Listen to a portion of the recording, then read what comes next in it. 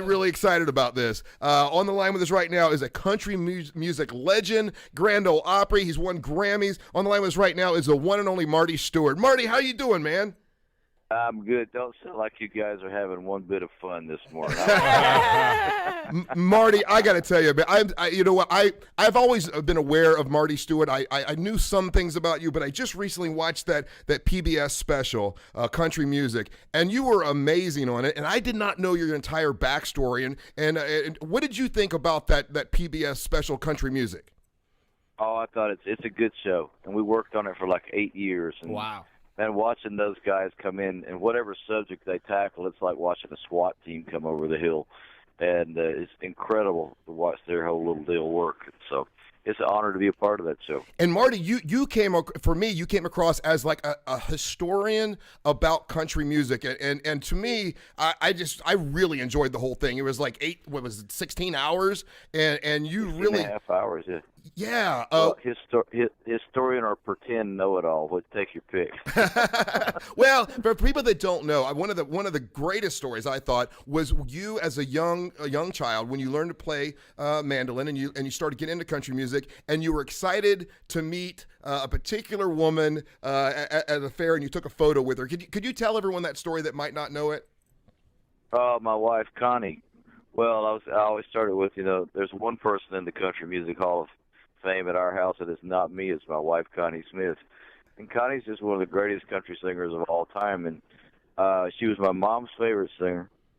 And my hometown was Philadelphia, Mississippi. And so over the airways of WHOC Radio, 1,000 watts of pure pleasure, Mr. Joe Vines announced in the summer of 1970 that the great Connie Smith was coming to our hometown to sing at the local fair. And that was big at our house, big. And so I had my mother take me to a department store in Philadelphia to buy a yellow shirt so Connie Smith would notice me for some reason. And so, how old were you at this time? I was 11. I thought I was 12, but the Ken Burns bunch informed me that I was 11. 11, okay. He's 11 going to this concert. Yeah, so my mom and my sister and myself, we went to see Connie Smith sing. And at the end of the concert, I got her autograph, and me and my sister Jennifer got our photograph made with her. And on the way home from that show, then I told my mother, I said, I'm going to marry Connie Smith one day. And everybody was like, yeah. I went, no, I mean it. I'm going to marry Connie Smith today. So 25 years later, I did. Wow, that's crazy. And they showed the picture of him, and she was sitting in a car, like ready to leave or whatever. And you see a picture of 11-year-old Marty Stuart taking a picture with her, and he's got a big grin on his face.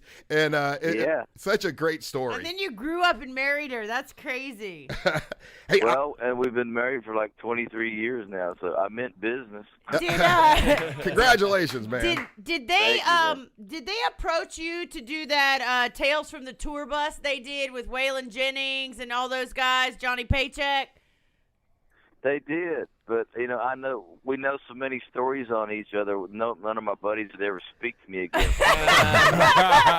You do. I mean, they really used you more than anyone else when it came to knowing about country music. And I got to tell you, this is a true story, Marty. I was so impressed with it and loved it so much. I decided that for Halloween, I'm going to go as Big Marty Stuart, right? Go for it. So I tried to call to get a nudie suit, and these guys thought I was. But my goodness, those are expensive as hell. Like how many nudie suits do you have, Marty?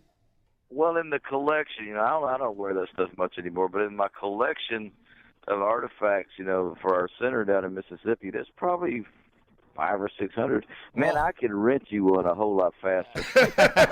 Marty, I don't think I'd fit in yours, brother. You're going to have to put two together, One size fits all, man. One size fits all. Hey, something that every time we talk about country music, we always get people, because we're a talk show, so there's people that love all different types of music in our listening audience. And so when we bring up country music, people always complain about, new country isn't as good as old country. They get mad about country music. And I know that was addressed a little bit on the special. What's your thoughts on country music as it changes throughout the decades? Well, country music came out. Let's call Bristol, 1927, the getting on place for the jobs that all of us, that you and me, that we have. The country music industry really started in 1927 with Jimmy Rogers and the Carter family, and from day one, it started evolving and twirling and wanting to be a part of pop culture and expanding and broadening. And the subject of what is and what ain't country has been approached since 1927. But my take on it is the beauty of country music is if you want to fit in, to old-timey country music where it's still fiddle and banjo-driven, or if you want to get on and listen to Luke Combs or Merle Haggard or Chris Stapleton or Tammy Wynette, there is something for everybody in country music. There is a song that fits the lives of every American citizen inside of country music. Like I said in that documentary, going through a divorce, we got you covered. Got you covered. Getting out of jail, got you covered. Just falling in love, we got you covered. The deal about country music is, man, it don't matter where you listen or who you love.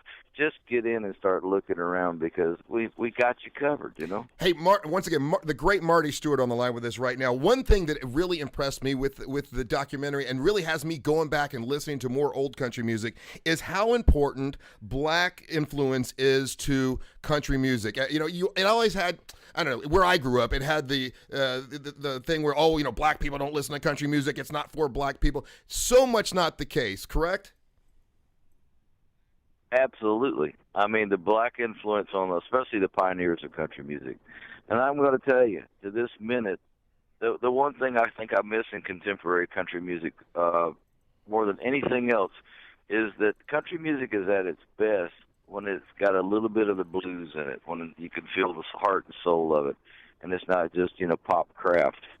And so I love it when you can feel that, the roots of country music, and regardless of what time frame. But it sounds good to me when there's a touch of the blues in it.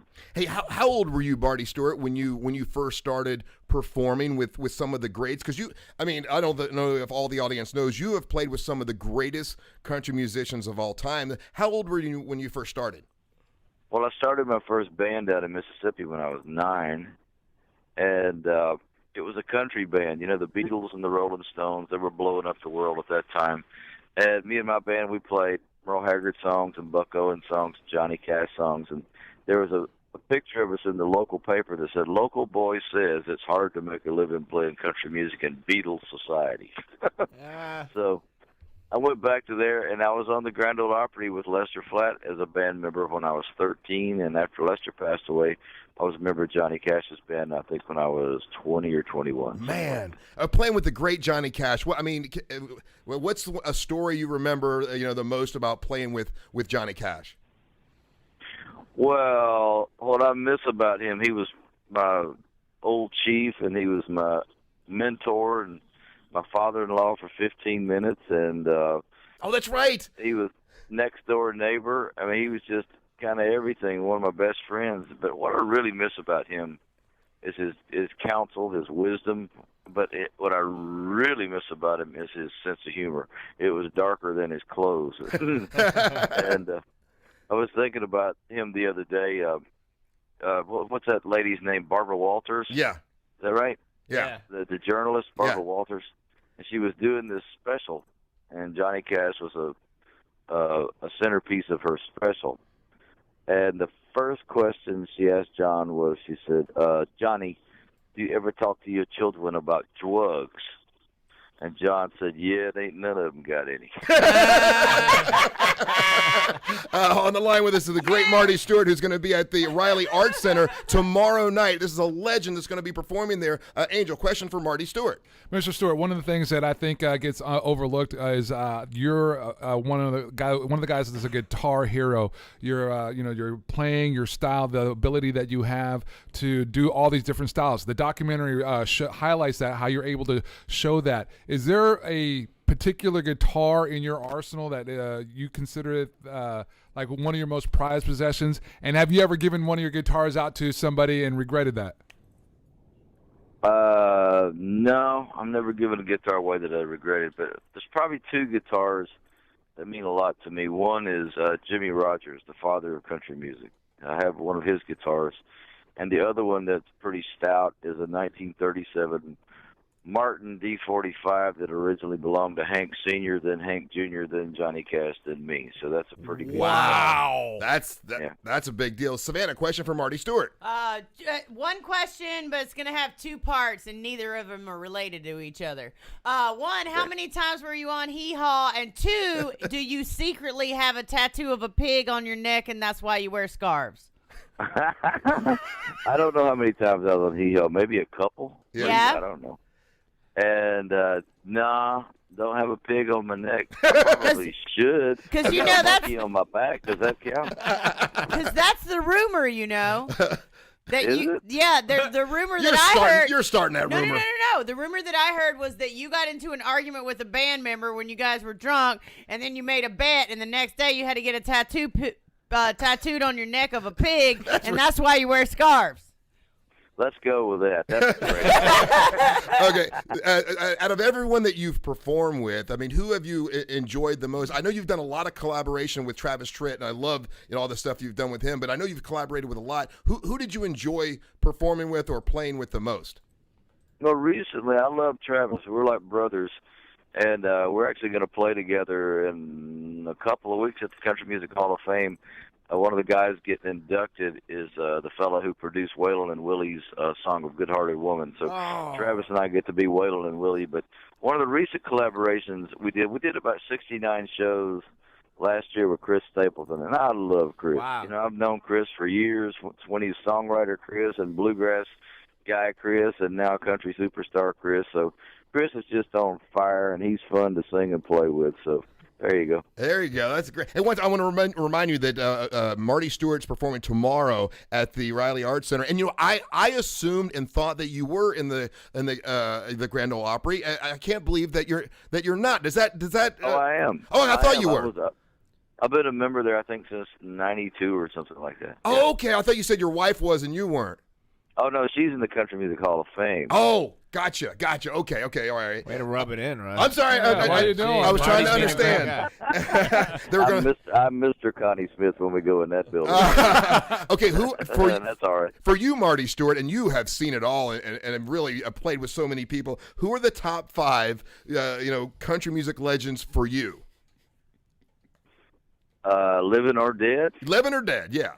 Well, I love George Jones, and I love Merle Haggard. I love Tammy Wynette. How many is that? That's 3. That's 3, but tell us about Merle Haggard and you. Do what now? Tell us about you and Merle Haggard. Well, I love Merle Haggard. You know why I like him? Because he had a pig on his neck. Bravo, He had a Marty. monkey on his back. Bravo. George Jones, I love George. You know, those guys. And who else am I missing? Well, how could you forget Patsy Cline? That's Right. pretty cool. Yeah. And Hank Williams. Hey, you Those know. are the old timers that I still listen to. You know what really made me laugh in that documentary, which is an amazing documentary. A lot of the people in the audience have started to watch it because I told them how great it was. But the story about George Jones, and when he recorded, he stopped loving her today. And when he did the final recording, he said, he goes, there you go, there's your recording, and ain't nobody going to buy that gruesome son of a bitch or whatever. Like, he thought it was not going to be a great song. I mean, how many times have you ever recorded a song, thought it wasn't going to do well, and then it does well? Oh, dude, I can tell you, my rule of thumb is if I like the song and think it's going to be a hit, you can forget it. If I think the T-shirt's going to sell at the merch table, you can forget it. And it's the songs that we had hits on and we tried for were the ones I went, you got to be kidding, that one? You never know. You never know. Hey, Marty Stuart, honestly, a big pleasure. I am going to dress up like Marty Stuart for Halloween. I'm going to get me a knockoff nudie suit, but it's such a pleasure to talk to you. Thank you for all of your knowledge of country music and everything you've done for country music, and thank you for taking time to call us today. I really do appreciate it. My pleasure. Hope you guys have a great weekend. All right, buddy. It's tomorrow night. It's Marty Adios. Stuart and his fabulous superlatives, and they're going to be at the Riley Center. And listen, if you're ever in Orlando, we'd love to have you come in. Come in studio. Oh my come in gosh, studio please. and see us. I will. Will you? I love you, Russ. That's you. He had already hung up. I thought you knew.